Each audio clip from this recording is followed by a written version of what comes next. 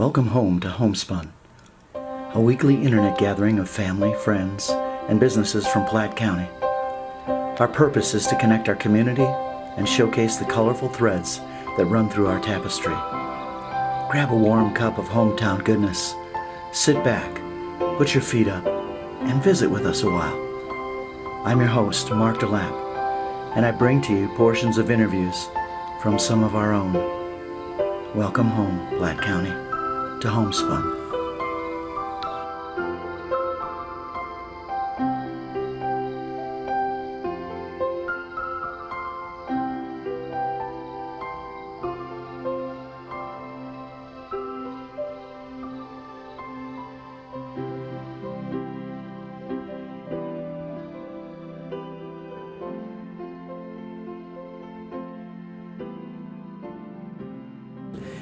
Well, we have a special edition of Homespun here tonight, here in Wheatland, and we are with some heavy hitters as far as the Food Coalition in Wyoming go. And I want to start to my right over here with Leroy, and I would like to have you introduce yourself and state what your title is and what your purpose is. That's a good question. No, I do a couple days a week here in the extension office as the horticulturist, but we also, my wife and I, have a small raspberry business just on the other side of the airport, and we have some hay and stuff. It's small, but we raise a variety of different berries and have been selling at the farmer's market and the online farmer's market, but with COVID, probably we're going to set out the COVID dance and figure out how to market the berries. That sounds interesting. And next we have got an entrepreneur with us who is from the United States Meat and Produce Market. It is such a long title that I have to keep checking myself to figure out if that's the right title. So introduce yourself, please. I'm Shonda Boyd, and I live here in Wheatland. I have been an entrepreneur all my life. And I started the U.S. Meat and Produce Market April 17th in response to COVID and the knowledge of knowing that the producers didn't have any place to go with their animals because there wasn't enough processing plants. And the fact that the big processing plants had decided that there was going to be a meat shortage, which told me that there was going to be a meat price spike. And so I felt the need to get out ahead of it and provide a way to connect the producer with the consumer with the producer without dealing with the middleman. Very good, very good. And it's an honor to have Barb Rasco here. Barb, would you introduce yourself and give us your title? Yes, I'm Barbara Rasco, and I'm the Dean of the College of Agriculture and Natural Resources at the University of Wyoming. And one of our big focuses and motto of our college is growing knowledge, people, and communities, and we're here to support the citizens of the state of Wyoming and do what we can to promote a rural community of vitality and health. And Barb, you were speaking about the idea that we need to understand the fragility of the food chain. Well, we've seen, because of COVID, major disruptions in our food supply chain. And one of the things that would be important to be able to correct some of that is to have more local processing capability, more local producers, so that we can decentralize some of the activities that are important. There's a huge movement, as everybody knows, across the country for local foods. And with our rural communities, there's an opportunity here, I think, for being able to produce more food and being able to sell it locally and regionally if we can get that infrastructure built up within the state. That's wonderful. And we've got a retired general here with us. No, just a colonel. Just a retired colonel. Tim's the retired brigadier general. Okay. And you are a VISTA. So tell me a little bit about what a VISTA is. Well, I started with VISTA with University of Wyoming. VISTA's Volunteers in Service America, and there are a lot of retired people like myself or individuals that want to keep producing, want to keep contributing. And so in my case, my background is originally in seafood, but I'm a food engineer and work a lot in food safety. I've done so around the world in many locations. And so it was sort of a natural here at University of Wyoming when I found that they needed somebody to be the VISTA volunteer for a year, to be the advisor to the Wyoming Food Coalition. It was almost an automatic, and also something I'm very experienced in the food area. So that's what's really nice, is when you can contribute to it. But in particular, to feed off what they've been saying with the COVID-19 situation that's happened. That's okay. I love that. I love the bugle call That's right. on there. And Probably For those of us who are hearing impaired, I probably forgot couldn't hear. go back okay, this to is the way Homespun runs. You know, we're just sitting together, just a couple friends sitting around a table talking. Perhaps you would introduce yourself and give us your name. Okay, I'm Gleyn Bledsoe, and I'm a food engineer, specialist working in food safety with VISTA. All right. And also working with the University of Wyoming has been into extension. So one of the things like what we were doing today was working with one of the members of the Food Coalition, Central Wyoming College, with their portable processing plant. One of the difficulties we have is that there's a lot of meat available in Wyoming, but there's very limited processing capacity. And one of the things that we see very important, as they found with the COVID pandemic, has been the importance of small producers. And that includes farmers markets and direct marketing applications.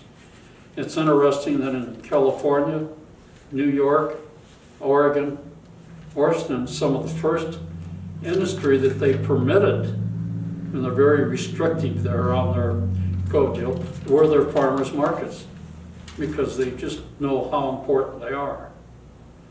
And so one of the major things we're doing is trying to ensure that those farmers markets are available and people know where and how they can get the product. And that they remain essential, especially if a second wave comes through of COVID. We need to keep these markets and these processors essential.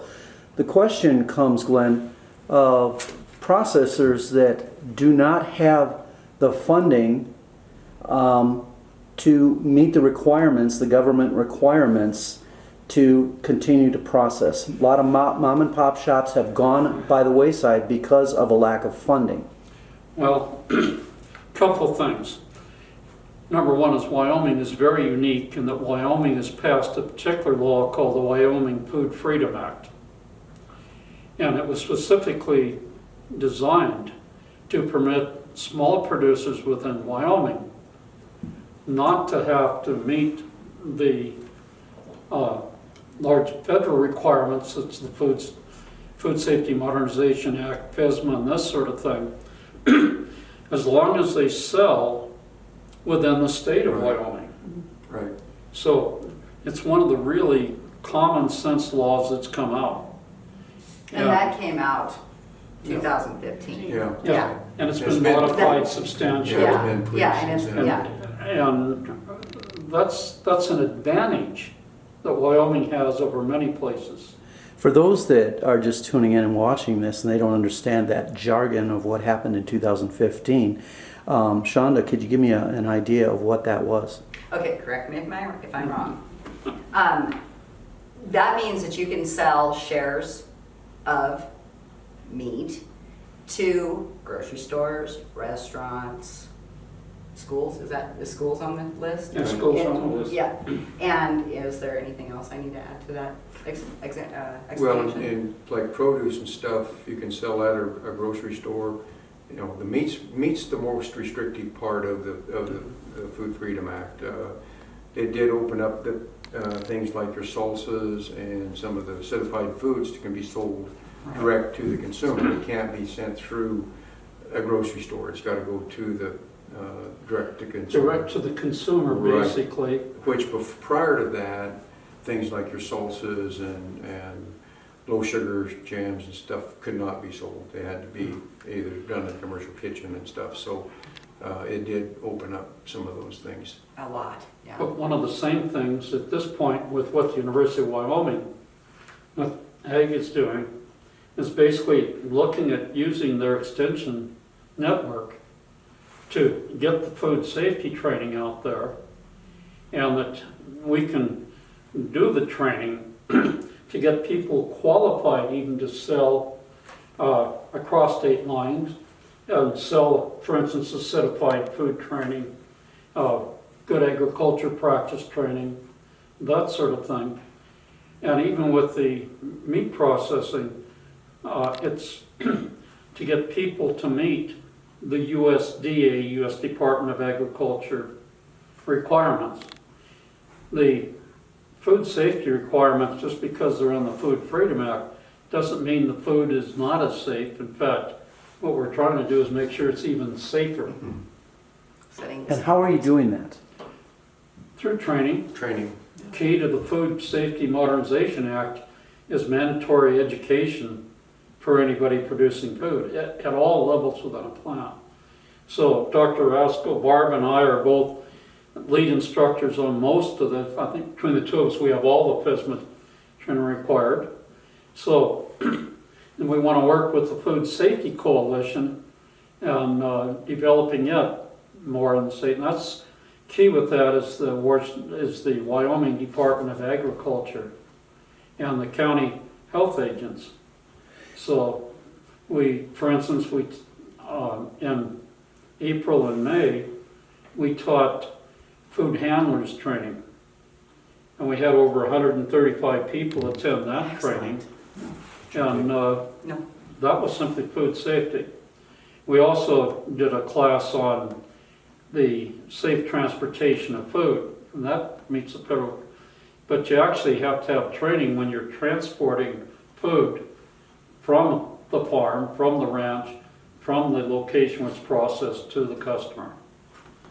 But that's a lot of it's just training. Right, I understand that. I did a story last week on a ranch that was creating an Angus Wagyu mix. They're having a hard time finding processors up here. They process out of Colorado. Mm-hmm. So they've got to cross the state line, go down to Colorado, and then come back and ensure that, that's back here. Now, Wagyu is already expensive. You add the shipping costs onto that, and it gets to be astronomical. I guess the question everybody has around here is why are there no processing plants then available to us here in Wyoming? My guess is just the cost of setting up a plant, or setting up a facility that can be state inspected, time to get your coolers and that whole thing that's required in meat processing. Like I said, my father-in-law had a meat cutting business, so I'm familiar with it, and it was just a mom and pop type thing. But if you were to open up a meat cutting facility from scratch, you'd probably be looking at, I'm guessing, what, $3/4, maybe $1 million. Time to get your coolers and it may not be that much. Your building and all of everything, it's expensive. Okay, so I have a question. In that state certification, in the application that you fill out, is there a rule keeping you from only processing so much of your own product? Not to my knowledge. It's more about the market. In fact, one of the things that, there's a couple things that read about. Number one is working with the state to come up with the rules and laws, regulations that make it a safe producing. Sure. Okay, that's number one. The other is you have to have the workers. Right. And that's one of the things that I've been working with is actually from the formal side on food engineering is automated processing for small processors. We're not putting people out of work. Oh, I'm with you. If we're 100% replacing jobs that we can't get people to do to begin with. Exactly. And then there's kind of two, if you get licensed to sell the meat as a small a custom cutter, that's one issue, but if you just cut for a customer, you have to mark it not for sale. And so there's kind of two aspects of even the small slaughter. You know, if it's for sale, if you're processing meat that Glenn's going to, he brings you your meat and it's going to be sold, then that's a little bit different standard of inspection and stuff than if Glenn just brings me the meat to cut and he's going to take it home. Which brings me to the whole reason why we set this up. The Wyoming Food Coalition. We would like to know, I know you're trying to bring, the whole goal is to try to bring the small and the medium processors together, put them all on the same page, let them have a go-to web page where they can find out the answers to things. Is there any possibility within your organization, within the Wyoming Food Coalition, that there will be somebody that will seek out and maybe change the legislation? You talk about how it's so important for the smaller processors to get something going. Well, what about our state that would provide either grants or food incentives, something that would allow them to open? Well, that's part of the members of the coalition. The coalition is, the primary members are the nonprofits, the university, the community colleges, but more importantly, the private sector. There's a lot of individuals. The individuals that are right. small producers, and the individuals, say, that are running the farmers markets and this sort of thing. So really it's a coalition of individuals that can come together and address these problems. They've already, some of it has identified problems with the original Food Freedom Act to get some modifications to it. And there's some of the modifications were the ability to use a third party to deliver, because initially you have to sell directly to The customer. the individual customer, and you have to tell the customer at that time that this is cottage produced or homemade, Right. where it's not made in a inspected facility, that sort of thing. And So basically like. And there's, Yeah. so what's happened with that But I need to was- say this at this point then. It's not come from an inspected facility. You said now, everything that's processed though, is not every processor in the state of Wyoming subject to restrictions and guidelines, and somebody's got to inspect that meat? Well, meat's unique. First of all, when you look at how meat is, it's produced in the United States, meat is inspected. Meat, poultry are under the U.S. Department of Agriculture. So it has to be sold in interstate, it has to be inspected, each animal that's processed. While it's So- alive or before it's processed or? during the And process. so that's been prohibitive in cost-wise for a small producer, because you literally have to have a food safety inspection service employee, USDA, has to be there when you're harvesting stuff. It's fruit and vegetables and Right. wild game meat are under the US FDA, Food and Drug Administration. Sure. Different set of regulations. Correct. But getting back, you've always been able to harvest your own animal and have somebody come out and harvest it for you. So but then that meat, whatever is, when it's cut and wrapped, it'll be marked not for sale. So Right. For the personal food use freedom- only. But if somebody is actually selling beef or selling pork or selling poultry, and they do not have a USDA stamp, doesn't the health department have to go in there and make sure that everything is clean and everything's above board? Our Wyoming Health Department? Yes, normally they're inspected. Okay.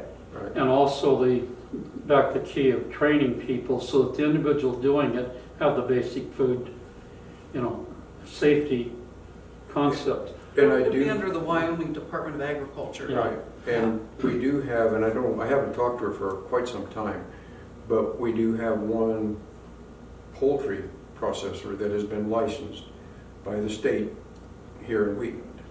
I think she's one of the few.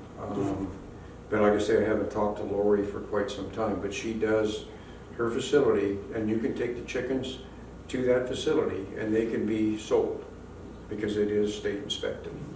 And I think that's good that we have those restrictions. The state health codes, the Freedom Act, like you talked about, simply because we do not want here in Wyoming the back alley butcher shops.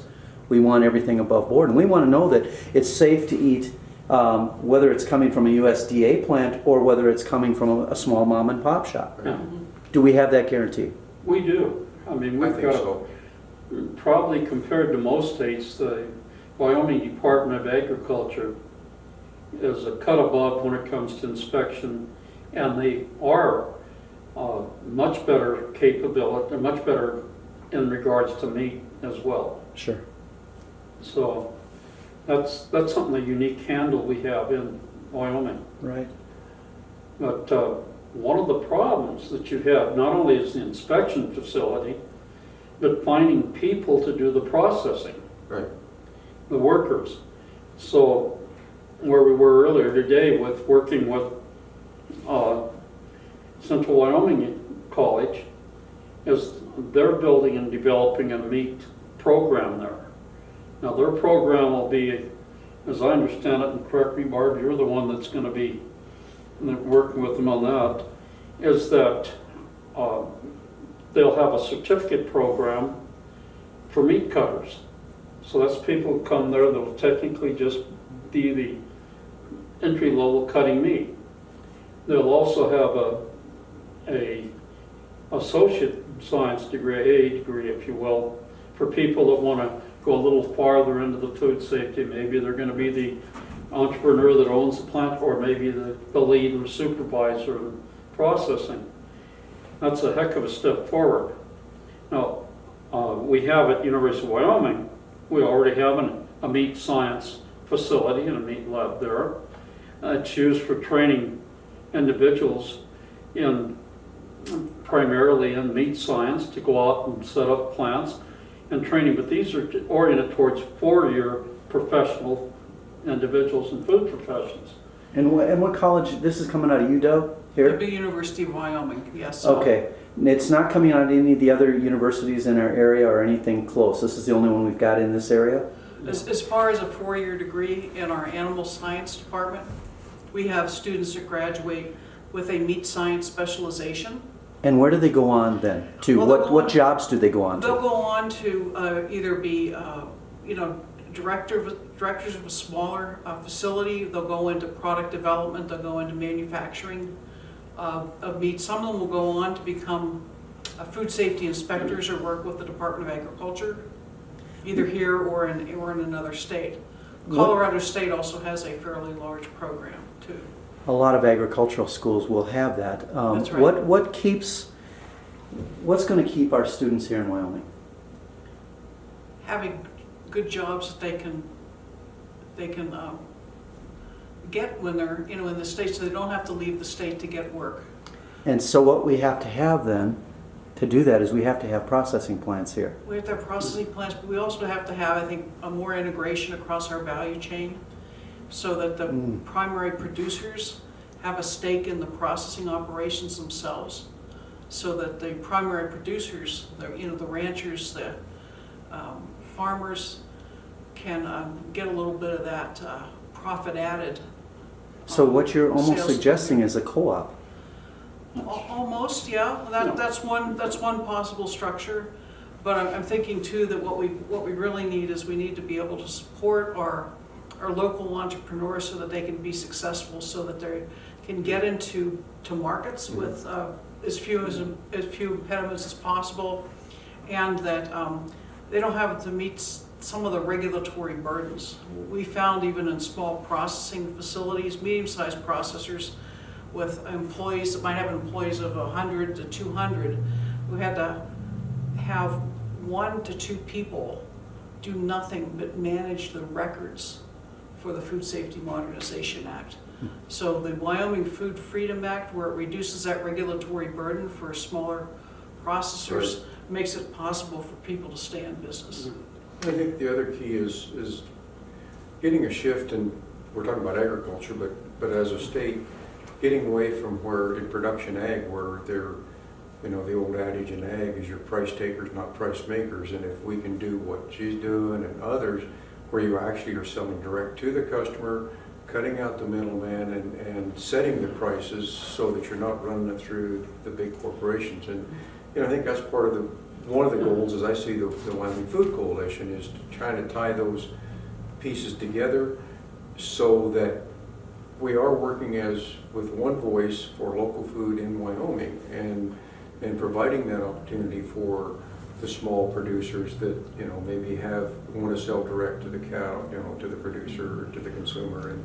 And I think within the Food Coalition, we've got 8 different working groups, from distribution to the producer side to social justice to sustainability, and I can't remember the other ones. But so it's kind of it's a coalition of diversity, but yet even in agriculture, to be sustainable, you've got to take care of the land and some of those things. So you know, it all ties together. With the bottom line, and your whole idea was was to keep Wyoming dollars in Wyoming. Right.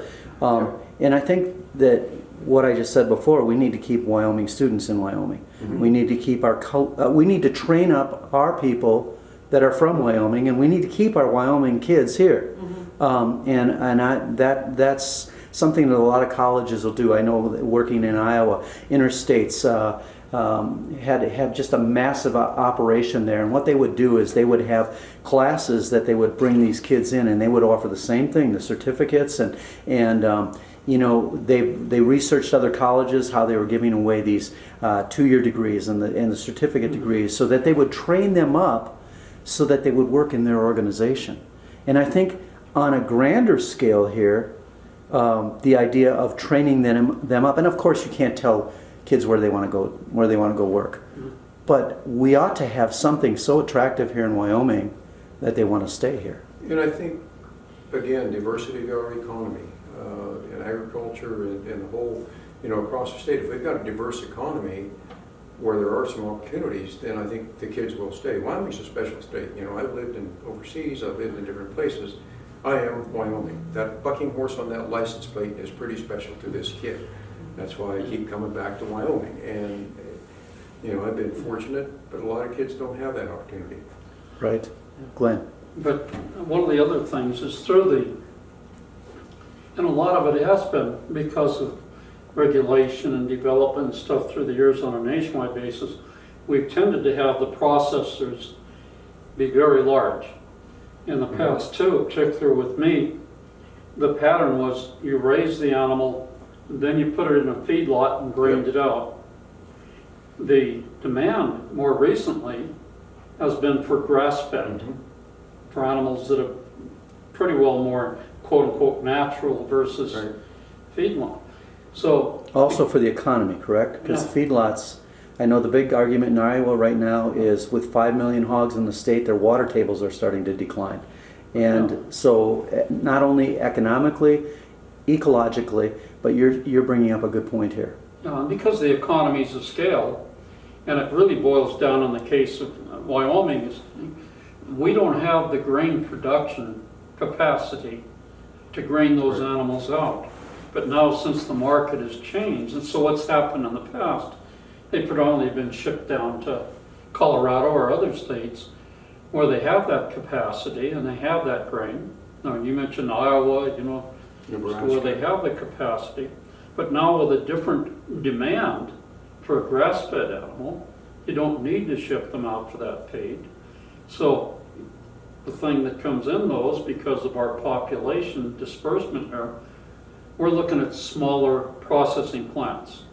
Like one of Barb's dark deep secrets is her first job out of college in food, a graduate degree, was with a Cargill. It's Cargill, yeah. In a processing plant that processed 10,000 beef a day. Her job was, what do you do with 20,000 cow eyeballs a day? So, Give the project to the new kid. yeah. Isn't that what goes in hot dogs though? I'm sure. No. So what we're looking at is developing processing facilities that might do 10, 20, 50 animals a day. So completely Right. different design. And this is done for the quality, to increase the quality of the food that we're eating, Well, correct? that's the other thing, is when you're doing this processing yourself, there tends to be more pride of production, and so you get a better quality.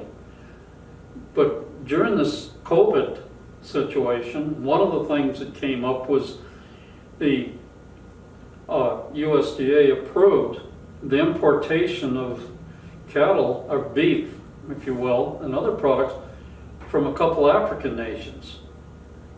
Now, that's expensive to ship those animals in, or ship that product in. But the reason that they could afford to do it was because of the public demand for grass-fed beef out of Africa.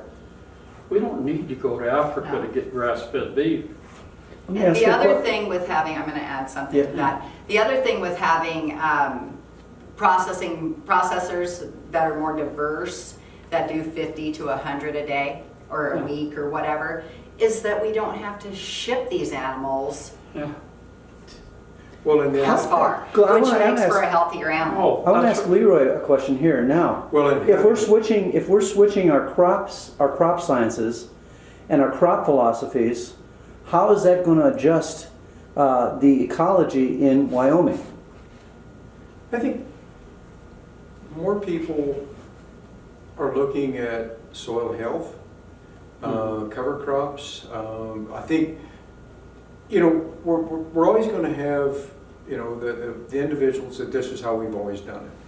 But I think as the economy changes and the demand, which Glenn's talking about, I think as those things come about, the progressive producer is going to make that shift. Soil health, grass-fed beef, local foods. I just think that's where the consumers, because we've sold at farmers markets. What do you put on your berries? Do you spray your berries? We're not organic, but people want to know what's in their food. And so I think that's a critical part of it. And I think it is absolutely possible to have Wyoming self-contained, for lack of better words, with the crops, with the Right. animals, with the processors, and shipping it out of state as well. There's talk about doing a Wyoming stamp, a Wyoming origin of Yeah. labeling stamp, and so there, with all of that together, through the map that was made, and I haven't showed that to you yet, but through that map you can sell crops as well. Now, convincing a farmer to get out of the rut that they're in and do something different, that's It's going Not to change it. It's Well, going to that's be a where, mindset when we change. have a situation like now, with the lack of production, and, they're looking at a $600 cow this year, and you can't make a living on a $600 cow. Well, so I it's- agree. And so what's gonna happen, right now, I think the ranchers are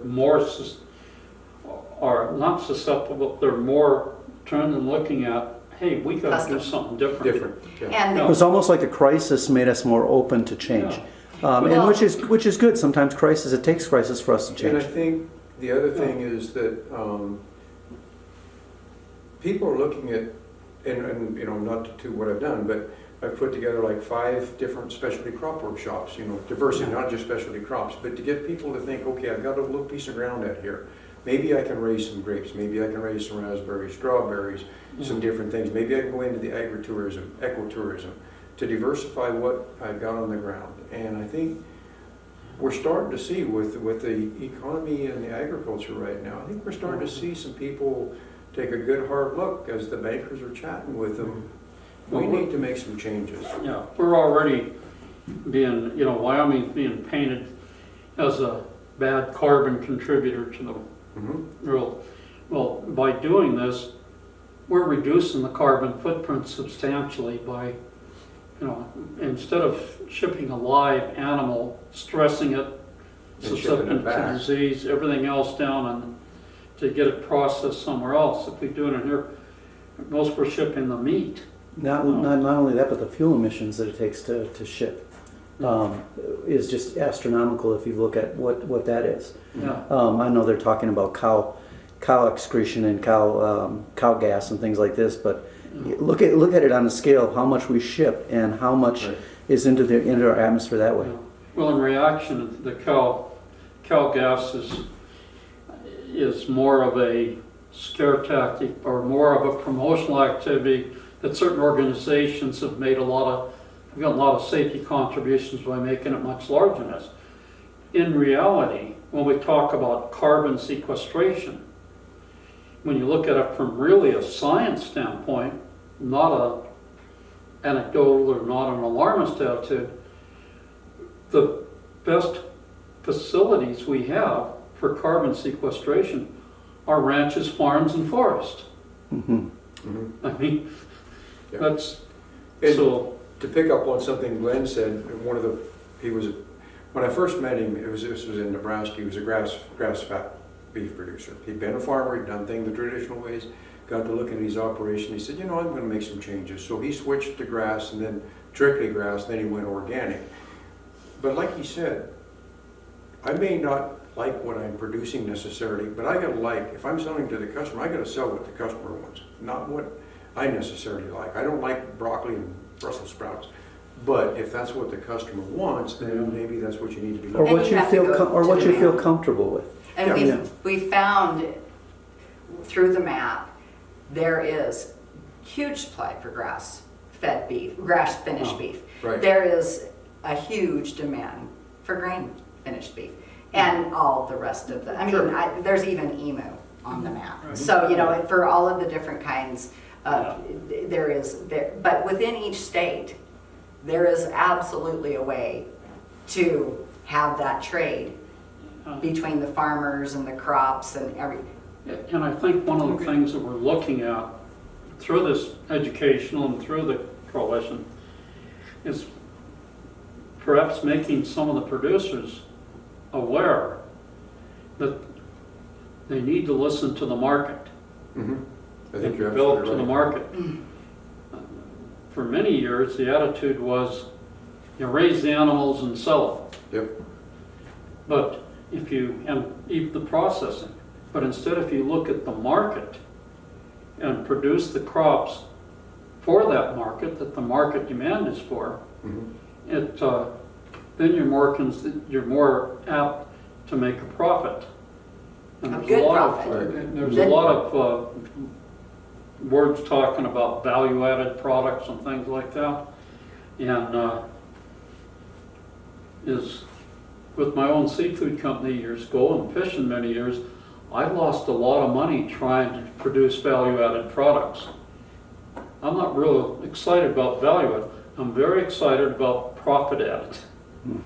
And that's the difference. And that's a good point. Now, as far as the Food Coalition, back to you, Leroy. How did this all start? This Food Coalition, Wyoming Food Coalition, and there's a catchy name. Why eat or? Yeah, Wyoming Food Coalition. Well, the actual official name of it is selected as the Wyoming Food Coalition. Why food? Quote, WY, then Food. food matters.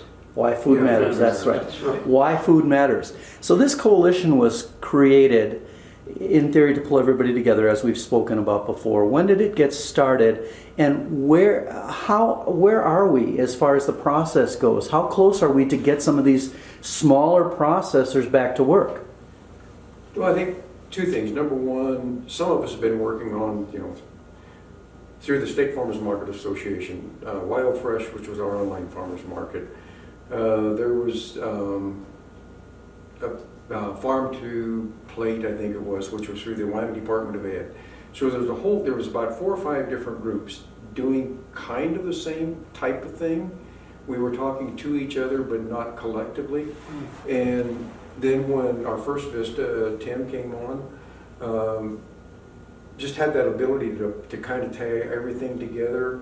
And so Tim moved the marker a long ways for us in putting the whole thing together. So it's been something we've been working on for a long time. And I think now we're starting to see some positive results. You know, the last meeting we had, what was it, May? On the website, you know, information on the Wyoming Food Freedom Act, so that there's one website, so that if somebody wants to know what's in the Food Freedom Act, they can go to that. They don't have to search through a whole bunch of things. So, you know, Glenn's kind of our lead on it, him and Emily, now our newest VISTA. I think we're really making progress. Today we spent 2 hours kind of going through the bylaws, getting that stuff all tied together. What needs to be in an operational handbook, what needs to be in the bylaws. The next decision that we've got to make is, you know, what kind of an entity are we going to be? Not-for-profit, 501c3, and those kind of things. So, and then, you know, this past year, there's been some discussions with the state legislators, the Ag Committee. I think there was 3 or 4 of those. We've had some good discussions with the Wyoming Business Council. And quite honestly, I think the Wyoming Business Council has come a long way, and that's my humble opinion. I think we're getting some support from the Business Council, and that, you know, again, that goes back to the leadership that Tim brought us, and where Glenn's bringing the leadership. You know, I think his expertise in food safety and, you know, that background, especially where we are with COVID, it's a niche that, you know, we really needed. Well, So, creating food plants. Glenn is expert in and I food sat engineer, through and he 2 hour created plants. training that Glenn did, and it was good. I've been through the GAP training, Good Agricultural Practice. I've been through it twice. And I would recommend everybody take that class. And if people are watching this online right now, we'll scroll the website at the bottom if you want to go to the website of the Food Coalition so that you can see that. And then at the end of this program, we'll also have numbers that you can call. Again, where are we as far as this Food Coalition really getting to the point where we've got everybody together? How far away are we? I don't know. I'd say we're a ways, don't you think, Glenn? Yeah, but there's, you know, first of all, back up on the coalition is really just the ability of bringing, so that we have a collective message. The real meat of the coalition is the working groups within it. Right. Particular, and where the whole thing boils down to is the producers and the marketers, and including when the producers are the ones that are doing the processing. So the rest of us involved in it are there to help and facilitate their success. And I think we want to know also, if I'm a small processor or a small mom and pop shop, I want to know that the organization that I'm going to is credible, that it's not just a scam, that it's not something that's promising me to help me and not help me. And I think that as you guys grow and you start to take on more more credibility and more clout from the private sector, I think that becomes more credible. And I think that, you know, eventually I hope to see the Food Coalition, Wyoming Food Coalition, the go-to source for anybody in the state that needs help, that needs legal help, that needs financial help, that needs questions answered, needs more education, needs workers. Marketed, promoted. Marketed, promoted. And that's, and one of the long-term goals, and, you know, having worked in different areas, typically you can't run on grant money alone. You've got to have a way to generate a profit, to hire somebody. One of the problems, and one of the other problems we had a website. Farm to Plate had a website. State Farmers Market had a website. The websites weren't, ours was updated with the food, with Wild Fresh, but the websites weren't updated. So if somebody goes to the State Farmers Market Association, it hadn't been updated since 2018. So one of the other goals is to have somebody that can maintain those websites, so that go to this website. Here's the information you need on this issue, and, you know, these producers and stuff like that. So, you know, that's one of the stated goals when we first started, was to have one place that people could go to find out about Wyoming agriculture and food. So you not only have on that web page, one of the major services, not only telling you if you're a producer or grower what you should be doing, but more importantly, having a list of links Right.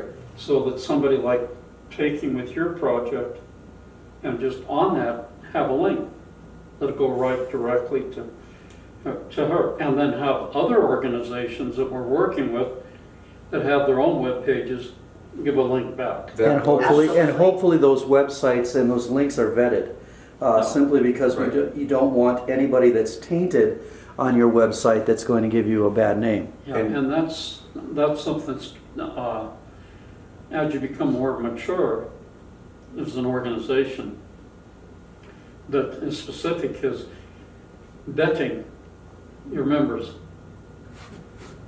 So, And, yeah, right now, we don't have that one dedicated individual. There's, what's the lady's name on campus that's doing the website? Glenn, she's the one that Aggie on well, Carrie, Not Carrie, who's I the can't- other one doing it? So, She's, but anyhow, there's a person on, Yeah. on campus that uh, has developed this website, and for the life of me, I Yeah, got a it's- picture, but I can't. It's Um, called old man's disease. Yeah, and for those old people. But anyhow, that we have somebody that is there to maintain that website, do the vetting that you're talking about, you know, those kind of things. So, you know, we've got to have those kind of things to be credible, in my mind. Well, and I've seen it, with Shonda's website. I mean, she, everything's above board, everything's good, but then you got these guys that want to come along, Yep. and Shonda just had a nightmare a couple weeks ago with this, that all of a sudden a truckload of pigs showed up here in Wheatland with bad paperwork. So here's 160 pigs that they wouldn't allow into the town. Those pigs hadn't been fed or watered, and they had to ship those pigs back to North Dakota.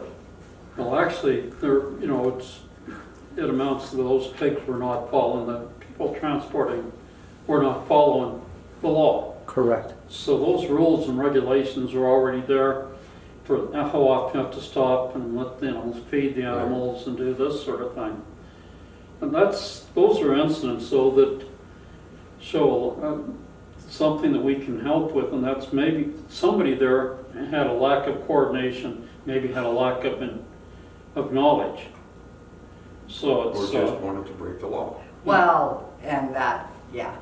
yeah, so I headed it off. We got it stopped. I wasn't even aware we had somebody with the capacity to process here in Wheatland that many animals, do we?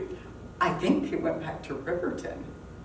Okay. Yeah, I think, Yeah. I mean, that's what was approved, what the state vet approved, I think went to Riverton. So there might have been a few around that did their own processing, but And another thing along the food process, or the processing part, is having the ability to not only process beef, but have that facility licensed to process pork and lamb.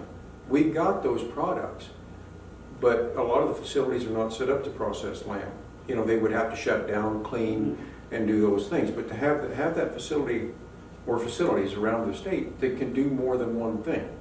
Some of them, like my father-in-law was even, in New Mexico, was even licensed to do cane. He didn't sell the meat, he had that license to do it, he didn't. But he was licensed to process just about everything. It was not for sale, marked, but most of them were going to do beef, we're not going to do lamb or pork.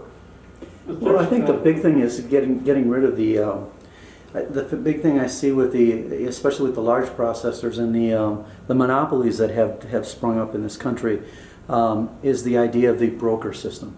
Yep. Brokers are killing the trucking industry right now. They're just killing the trucking industry, and brokers are starting to kill the farmers. Mhm. And part of that is these brokers are not even American. They're over in an office in Kuwait or Saudi Arabia or in Africa, and they are dictating our economy.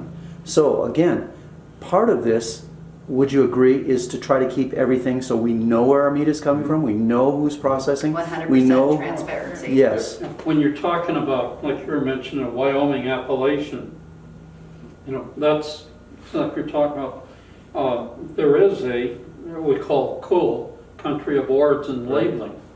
It was passed at the behest of U.S. producers, just to do exactly that, to identify where it's coming from.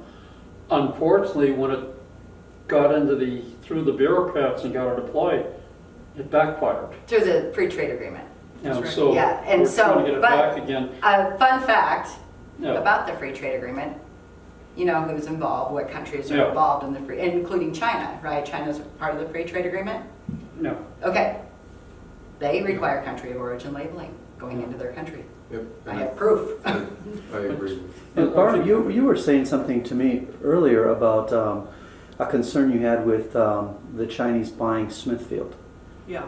And you kind of expound on that a little bit. Well, one of the things I'm very concerned about is that we have the capacity to raise and process enough food in our country so we can actually feed ourselves. We haven't been able to do that for the last, I'd say, 15 or 20 years. So whenever 9/11 hit, one of the strategic industries that was not on the initial list, believe it or not, was food. Computers was on the list, energy was on the list, water was on the list, food was not on the list. Those of us that were in agriculture had to put pressure on the federal government to recognize food as a strategic resource in this country because we've had enough to eat. I think one of the things that was important about the COVID pandemic, so sort of maybe silver lining and a big gloomy cloud, has made consumers realize how fragile our food supply chain is when we start having the inability to purchase meat from anywhere in many of our markets in April of this year. And the price spikes for food. It's the largest increase in the price of food at the retail level since the first gas crisis in the 1970s.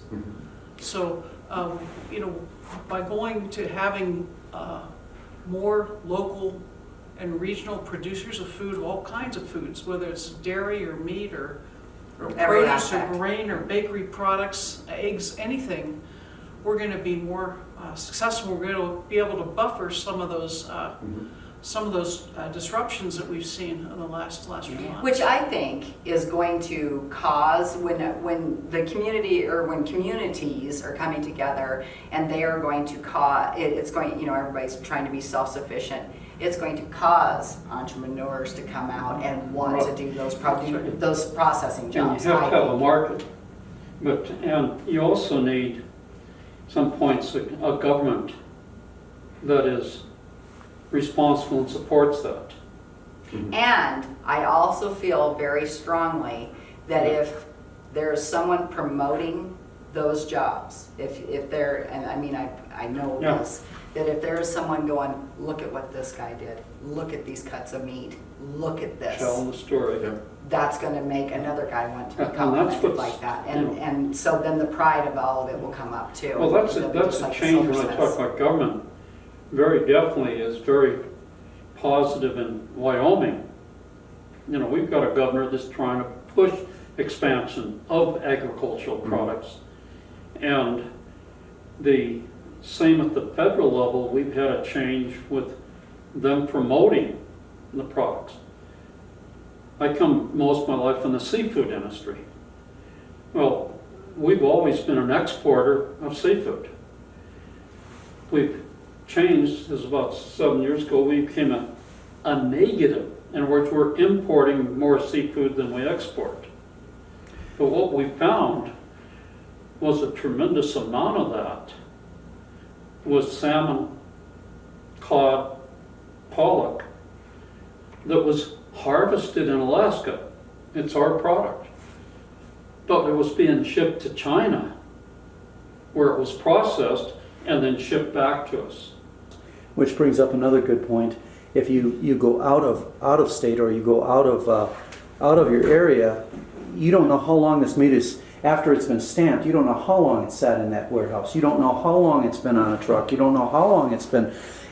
You get that injustice, and then let's look at the other one thing that I want to cover yet before we have to leave tonight, which is the idea of the ungodly amount of animals that were put down due to a lack of processors. Right. Poultry being killed, pigs being killed, and people still starving in this country. Barb, I want you to address that.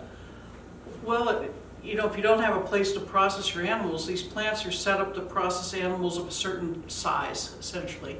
And if they're outside that size category, the plant isn't going to be able to take them even after the plant opens up again. And then the cost to feed and the cost to, transport, hold, and ship is just, very, very high. And the margins aren't big enough that people can hold on to these animals, so they end up killing them. So whenever we do get our supply chain back for whether it's poultry or beef, there's going to be a number of months lag until we can get past this, because the facilities are set up so that what your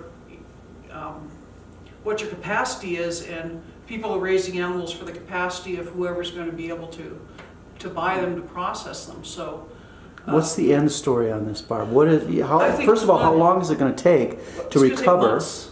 Months. I think Okay, it's and gonna then take months. is it going to drive prices up? I think so in the short term, and then with just like with energy prices, it's easy and fast for the prices to go up, and then it's much slower for the prices Well, to come back down to where we With were. that though, I've noticed through the site that consumers complaining Yes. is keeping that price It's real starting balanced. to- It's to really modulate balanced. it Yeah, a little bit, yeah. but still, Yeah.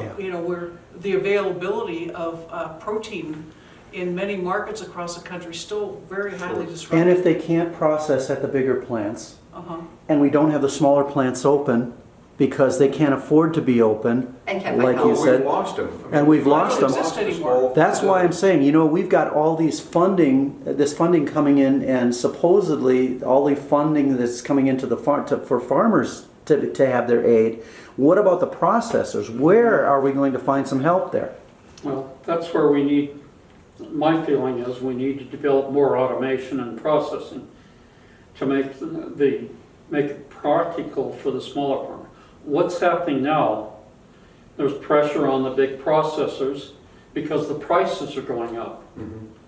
So they look at, and again, when you mention the biggest pork producer in the U.S. is owned by China, Smithfield, when they get pressure on their prices, well, the way that they will lower their prices is by lowering the price they pay to the Right. producer. Yeah, they're not gonna cut their own throats. Right. So that's No. where it's so important. Well, but we have another example. This used to be a major producer of lamb and of sheep. Yeah. But if you go to most places and buy lamb or sheep, what you're going to see is exported product from New Zealand Or Australia. or Australia, but New Zealand is Yeah. the biggest producer. And So you're telling me they can produce an animal, harvest it, package it, process it, and ship it to sell in Costco or Walmart And or having how grocery many store hands handle Safeway it. And cheaper than we can produce the animal here, process it, and sell it. and especially if they have a hub to market it for free. They can't. Well, The bottom line answer is they can't. Somebody has been saying things that just simply are not true out there. Now, we're about ready to conclude here today. I really appreciate all of you being here. I think the bottom line, like I said, is we need to get our producers back and our processors back working here And I in Wyoming. think and I'm going to be wrong on the number. Right now, we've got 4 big producers. When one of them, we were talking about this before, you've got J.B. Swift, Cargill, Tyson, and I can't remember the other, it's Beef something or other. So you got Beef 4. used to be. And when one of them gets a hiccup, or all of them get the hiccup, I think I've seen numbers, and I can't remember the exact, but it was like years ago, many years ago, before we got this, combination of these large industries, there was something like 500 processing plants, medium-sized processing plants, that when we get into a situation like this, could have picked up the slack. When the hogs, rather than being slaughtered, could have gone to these smaller plants that can maybe, slaughter so many a day, and would have picked up that slack. And also, it's more competition. Right now, there's a case in front of the Justice Department. I don't know where it's going to go. Cattle industry is pushing it. The antitrust against the big 4, that they're colluding on prices. So if you got competition, which right now they don't, it's price takers, and that's where we are. All right, Shonda, a last word from you? I hope that we can all get together and make some really great things work. I have a lot of kids that are wanting to get going in processing. I have a little gal in Casper that is wanting to get that Yellowstone processing place back open. So there's just a lot. I hope we all can come together and really make some cooperations happen. Dean Barb Rasco, last word. Well, at the university here, we want to support our development of agriculture across the state. So if there's any questions that you have, there's some needs that you might have, if you bring them to us, we'll do the best that we can to help our producing community and our agriculturalists across the region and state. Well, it's nice to have you on our team. Thank you. And Glenn, finally, last word. Well, and one of my main concerns is sanitation. And the production, the ability of people to process economically. If these people can't make a profit, it's not sustainable. So what we need to do is come up with a technology to assist them to become profitable. At the same time, make sure the product that we sell is safe. The last thing we want to have is an incident of food hazard or food incident with originating from Wyoming product. Because that's going it to will- undo a lot of work everybody's doing. It'll taint the entire process. No. Part, Well, it'll definitely weed them out. Yeah. but that's, I think But it the gives all of us main a thing is, black Right, Yeah. Well, I thank you all for coming today and for being on Homespun. As you grow, as your organization grows, let's do this again. And let's see where we are in about 6 months from now. Okay. And let's get together again and see how far we've come in this grassroots effort to keep our dollars, keep our funding, keep our beef, keep our produce, keep our students at home. Okay? Thank you so much for being part of this today. Well, thank you.